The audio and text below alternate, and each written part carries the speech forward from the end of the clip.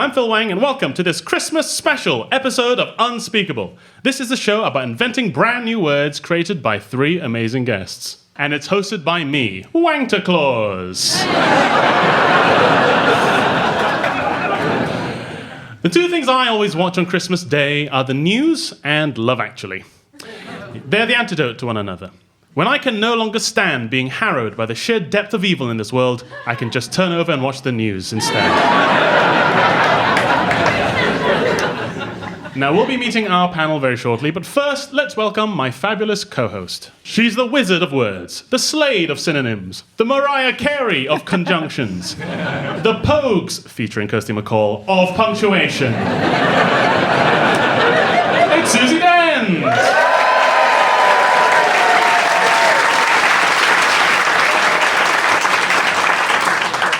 Merry Christmas, Susie. Merry Christmas. I'm glad you didn't call me the ho-ho-ho of homonyms. I knew I missed one. Susie, all I want for Christmas is you. Aww. To get us going with a festive word, please. Start the episode. Yes. I am going to gift you the Yule hole. Thank you. Yes. I didn't know we were that close. A Yule hole is the furthest notch on your belt that you have to resort to after the Christmas blowout.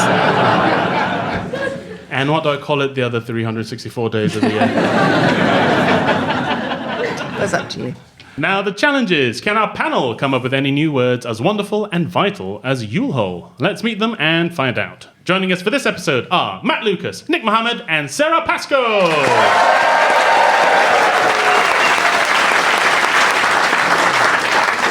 Matt, how's it going? It's going very well. Thank you so much for being here. Now, Matt, you used to host the Great British Bake Off. Mm-hmm. What word would you use to sum up your relationship with food at Christmas? Well, I would use the word crapulent, which I believe means eating so much that you become a bit nauseous at Christmas. Is that right, Susie? That's absolutely right. Eating and drinking. It's a brilliant word. Yeah. You know, there's a lot of that going on right now across the country, and that's why I'm a patriot.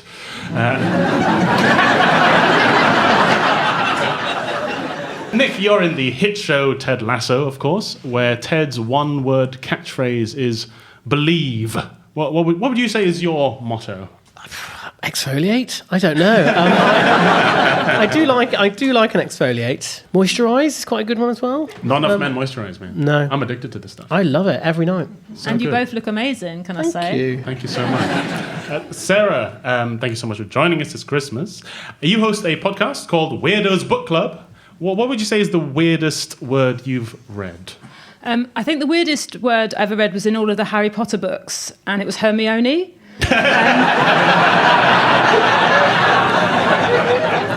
I'd never heard that name. I genuinely thought it was Hermie 1. I thought it was Hermie 1 Kenobi. Right, well, let's play Unspeakable. Each of our guests has come armed with a brand new Christmas-related word of their own invention, because we can't imagine a better Christmas gift for everyone than 3 brand new words. And by imagine, I mean afford. Whichever word I deem to be the most useful for humanity will be added to the one true book of books. No, not my disastrous sequel to A Christmas Carol, Ebenezer 2, Electric Scroogeloo. I'm talking about the Unspeakable Dictionary. So let's start the game with our first word, which comes from Nick Mohammed. Nick, please give us your word with a brief definition and tell us why we need it. The word is slaber. It is so sleigh as in Santa's sleigh. And I guess it defines that one person on your street who does lots of sort of external Christmas decorations and puts everyone else to shame. So I guess they sort of slay in the sort of modern use of the word slay, S-L-A-Y, but also they sort of embody Christmas on the street the most. And are you a fan of these people? Do you think they do an important service? I think mostly yes. I just think it's nice to see someone. Are you being nice because the slaver on your street knows you're on the show? They do know, and they listen to the show. Yeah. But I think it's a generally very positive thing, and I always would see a house that's really gone to town like that and think that's great. It sort of feels that they're really going for it at Christmas, and it's just something nice to see with the kids. How much do you do for your place? We don't do anything external. I think that why entertain others? Just keep it all indoors. Why spread the joy? Family. Yeah. But I would say that we don't put anything external outside. But we'd put the Christmas tree in the window and lights in the window, and then open the shutters. I guess So the neighbours can push their face up against the glass and watch you having a lovely Christmas. Oh, really kind. Yeah, but you can still see the glow of the Christmas Christmas lights from the outside. But no, we don't. We just. I mean, it's also because we don't really have any space. Sort of the house sort of goes onto the street really, so we couldn't really do it. But I like it when you see a sort of someone's front garden or someone's sort of front. I like bit. it when there's someone in the neighbourhood and the other neighbours all will take a walk. Yeah. To the good house. Yes. Yeah, that's what we do. Yeah. That's so lovely. Yeah. It feels like a Ouija board. Like no one really wants it, but collectively, we're going to go over there. Yeah. Oh, as in this group movement Yes, just a group emerges. movement. Yes. What else is there to do? It's a herding mentality. Yeah, it's not time for bed yet. We've got nothing to say to each other. Shall we go for a walk? Matt, are you a decorations man at Christmas time? Well, no, I'm actually Jewish. I have a Hanukkah in my home, which is the 9 candles. Very nice. Yeah. Is there a neighbour with a massive Hanukkah outside? A show off? No, there isn't. But there's lots of Christmas decorations on my street. And I curse those people because why should other people have fun and express themselves? That's what I always say. Yeah. That's a good question.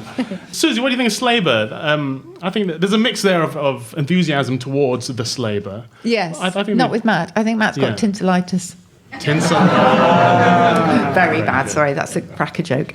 So sleigh is related to sled as a word, sleigh with that spelling. And in researching this, I found out that to take someone for a sleigh ride is an old slang phrase meaning to mislead, because a sleigh ride was an implausible story or a hoax, which I think Matt will quite like. I never trusted that Father Christmas. Dodgy. I have to say, a sleigh ride could also mean a drug-induced high because of cocaine meaning snow, etc. Oh, right. So, but it's Christmas. So families listening at home, that's what you call it. But sleigh, as in S-L-A-Y, one sense of impressive. Oh, yeah. That is just building on the idea of, smashing it or killing it and slaughtering it in that sense. But I also discovered a 14th century use of sleigh to mean to overwhelm with delight or to convulse someone with laughter, which is very Christmassy. Oh, that is nice. Well, there we have it. Sleigh, our first word of the Christmas special. Thanks for bringing it, Nick Mohammed.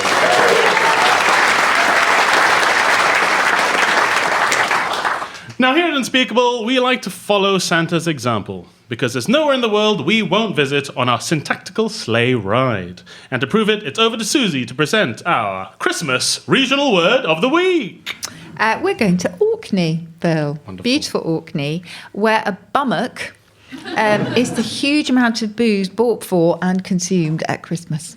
Oh. Yeah. So I guess we could go bummocking, is the idea. I love to get bummocked in Orkney. Since moving to the UK, I've learned a lot about Christmas booze. For example, did you know that if you take some eggnog, mix it with sherry, and you shake it up with some cinnamon and a little sprinkle of mint, it's disgusting? You know that? Yeah. Do you know where eggnog comes from? The word eggnog? Yes. The nog bit is supposed to be an old dialect word for your head, your noggin. So it's so strong it goes straight to your noggin. Oh, wow. But it is disgusting. I'm with you. Oh, no, I don't do you think... like eggnog? Well, I don't maybe I'm a vegan, so maybe I'm being nostalgic. Yeah, I love drinking at Christmas now. I really do. I actually have a fun drinking game for the King's Speech. The rule is drink every time you're bored. It's lethal. Okay, it's time to hear our second contender for the Unspeakable Dictionary, and this new word is the creation of Sara Pascoe. Sarah, please give us your word with a brief definition and tell us why we need it. We do need this word. It's faux, which is a pretense that you are fine, spelt F-A-U-X, faux, K. So you can do like the normal OK, you can do it K-A-Y or just the letter K. And it's for when, at times like Christmas is a perfect example, when something has happened and someone has upset you deeply and there is no point trying to communicate with them, and they're not in therapy, and they're not doing the work. So it's just going to be unsatisfying if you do bring it up. So you just pretend that you're fine and you get on with it, and you'll cry when you get to your room later. You're okay. My mum last year, so it was the first time that I've got two sisters. It was the first year that none of us were going to go back to my mum's on Christmas. We've all got our own, families and things going on. My mum sold her table.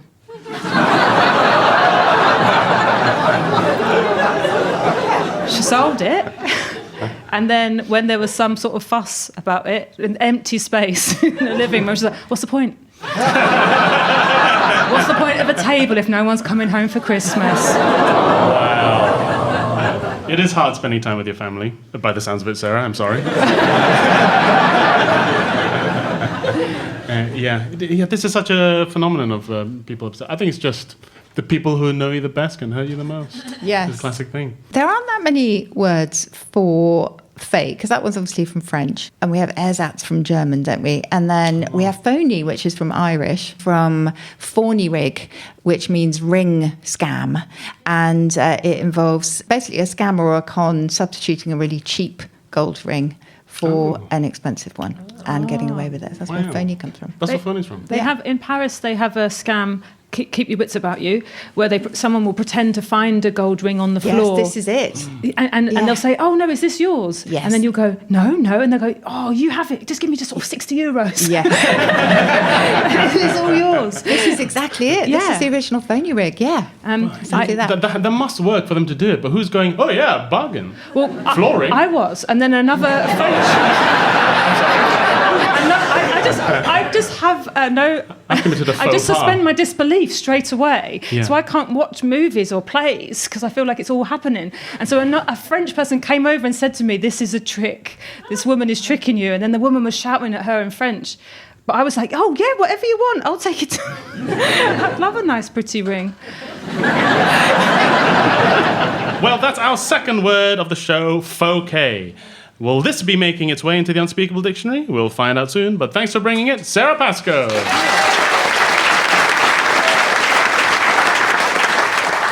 Now, just like Santa Claus, we here at Unspeakable have a list of all the little words in the world and how they've behaved this year. Unfortunately, some have been very naughty indeed, and need to be locked up for good in the word jail. This is the opportunity for each of our guests to banish a word they think we should do without.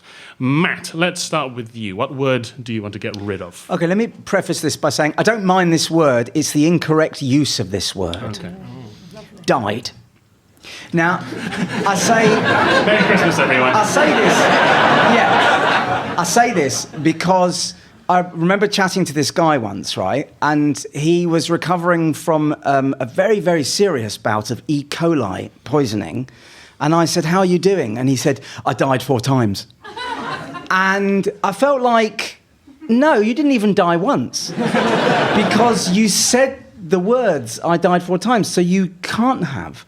And I don't like this thing now where people say they died when they didn't. But if you're the sort of person that says that, I wish you did die. Because it's really annoying and you should be unalived. That's a good new word. Let's do that. What people mean is that the heart stops. Yeah, so I know what they mean, but the point is, you can't just use a word that is the opposite of what you mean. It's like people now, young people say, "My head was literally spinning." It's like, no, your head was figuratively spinning. So that is the opposite of what you mean. And this is the same. What you mean is I lived 4 times. Because I would have died, but on 4 occasions, I very definitely didn't. So why is everyone such an idiot? Yes, underneath this is actually quite Tacit agreement in the room. So there's actually quite a positive spin on this. People should be counting how many times they live. No, people shouldn't exist. I don't like people. Okay. Sorry, I misunderstood you. I love that this is coming from the guy who wrote the song "Thank You, Baked Potato." Yeah. Matt, it's such a weird subgroup to be attacking because we're talking comedy about punching up and punching down. You are smacking some really poorly people who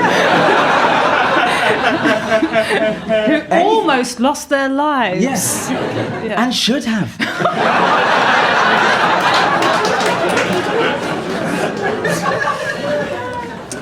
Yes. Guess who on the show doesn't celebrate Christmas? Well,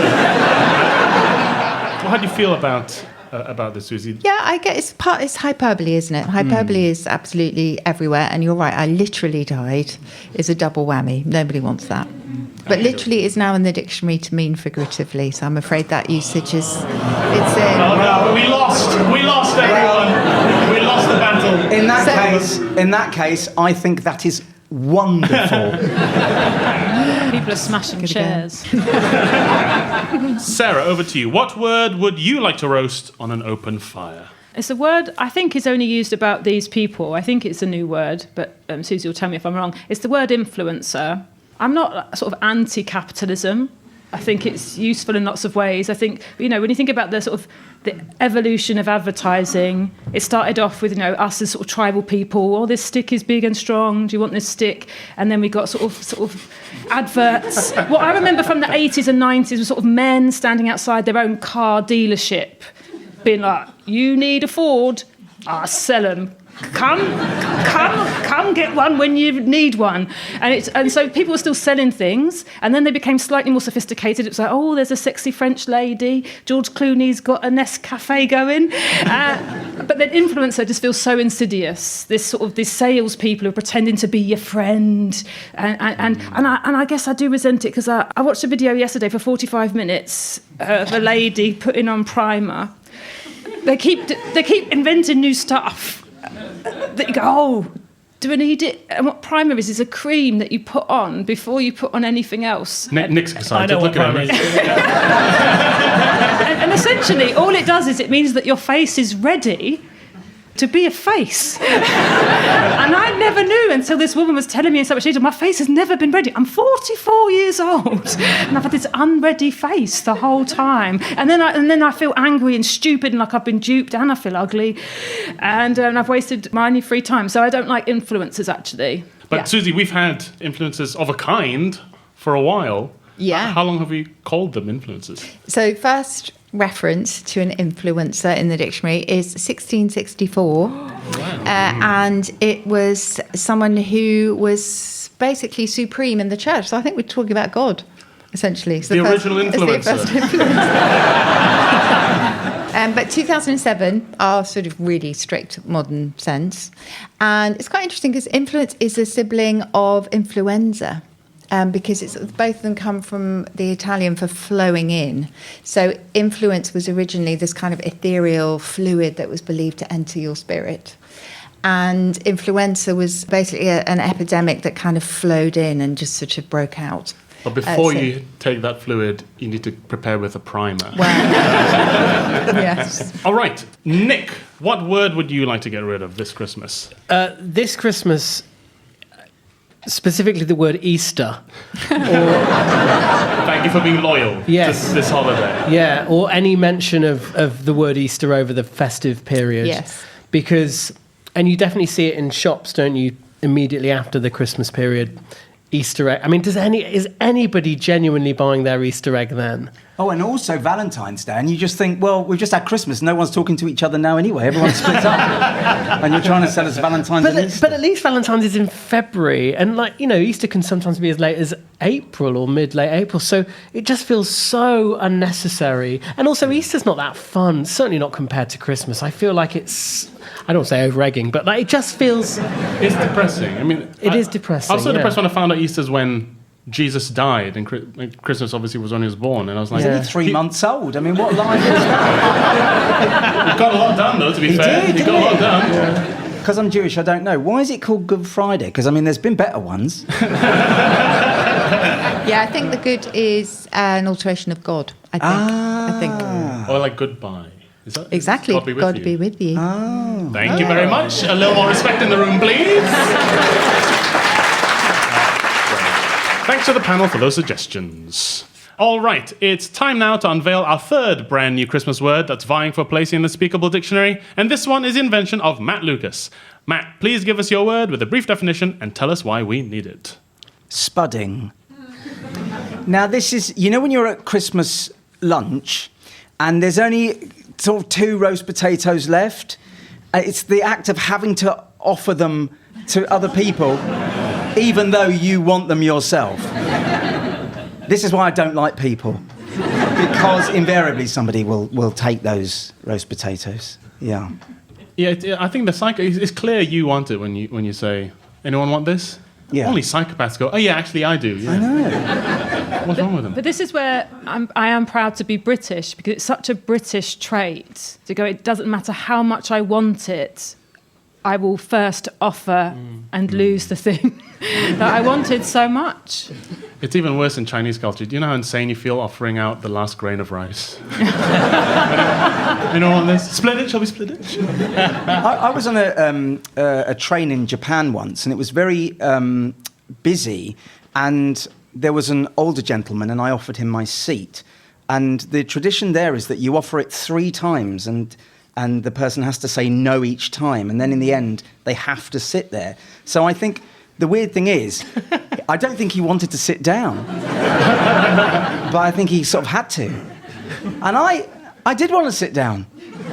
So no one got what they wanted. And you committed elder abuse without even wanting to. I know. Could you apply that logic with the potatoes, that you can offer them kind of quickly 3 times, and if they don't say yes or no in time, you get to have them yourself? That's a good idea. Yeah, that's what I do. Anyone? Hop. Yeah. I really do think people should make more roast potatoes. That would solve it, wouldn't it? Just double it, triple it, however many they're so fantastic. And once you start eating them, because they've taken ages, they're so special, just make more. Yeah. So many potatoes aren't expensive. This is the bit we should just treat yourself. Do you know, I'm 50. I never thought of that. You learn something new every day. Just make more. No one has ever said, we've made too many roast potatoes. Never. And they're lovely cold, so you can eat them for a few days. They're not going to poison anyone the next day, like a carcass. Susie, what do you think of spudding? I think it's very, very useful. I totally agree. Lots of words come to mind. So there is the word exismus, which doesn't exactly roll off the tongue, but that is the insincere refusal of something you really want, which is kind of similar. I guess that's the other side of that the is the other exchange, side. isn't it? That's true. I think that's also like, I'm okay. I've eaten enough. I think it's the same thing. Yeah. All connects. And in Japanese, there is the phrase enryo no katamari, I think it is, and that is essentially the last Is it when a piece... strange man forces you to sit on a chair you don't want? You know what?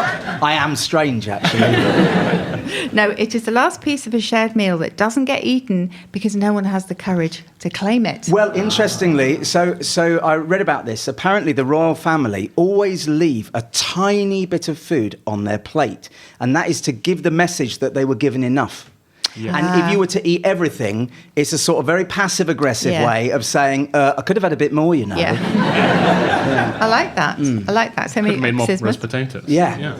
And there's also a theory that SPUD, as in Spud for potatoes, is an acronym for the Society for the Prevention of an Unwholesome Diet, because potatoes were thought to be very junky, and also wheat farmers were very worried that potatoes were just going to take over the world. Not true, though, however. So it's not from the Society for the Prevention of... No. It's a backronym. It's a backronym. There's so many backronyms. Yes. All these stories about things so being good at the this. initialisms of things are wrong. Exactly. That is a backronym. Now, just when you're judging this word at the end, just to say spudding is in the dictionary already, but with a very different meaning, it just means drilling for oil. Drilling for oil. Yeah. Like in that movie, There Will Be Spud. Is it going to work against me that it's already in the dictionary? I can possibly say, because Phil is the Okay, final well, arbiter. if it does, I could change the word to spuddling.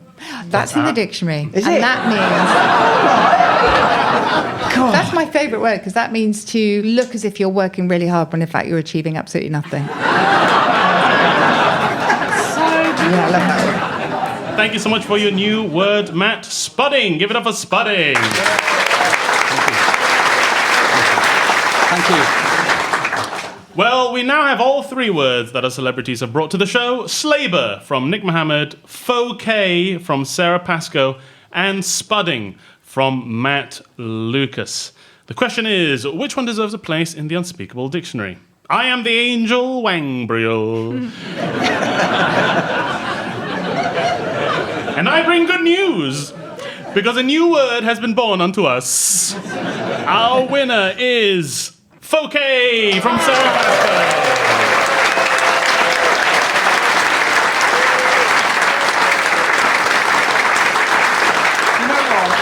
Do you know what? I'm actually Fouquet with that.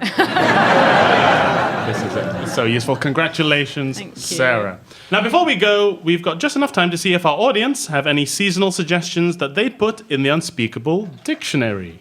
Lucy from Haringey. Hey, Hey, Lucy. What word have you created this Christmas? I've created trashgasm. Okay. I like the sound of it. Can you explain what trash I can expand upon it. It is Please. the delight and thrill of relieving oneself from the clutter post-Christmas as you toss the unwanted gifts into the local tip. I've always thought of it as the house is doing a poo. But trashgasm is equally satisfying as a cleansing. Yeah, right. Ooh, it's gone. Trashgasm? Sorry, that sounded like I was offering you one. What do you think of trashgasm, Susie? I think it's a very clever word. Well, I hope no one has a premature trashgasm this Christmas. But at just the right time. Thank you so much, Lucy, for trashgasm. Okay, well, our final word of the show must, of course, go to Susie.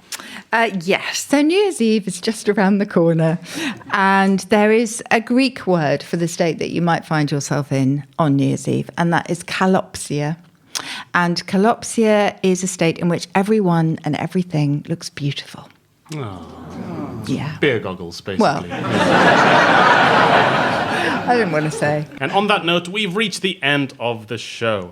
Thank you very much to the brilliant Susie Dent and to our guests, Matt Lucas, Nick Mohammed, and Sara Pascoe. I'm Phil Wang. This has been Unspeakable. Merry Christmas, everyone!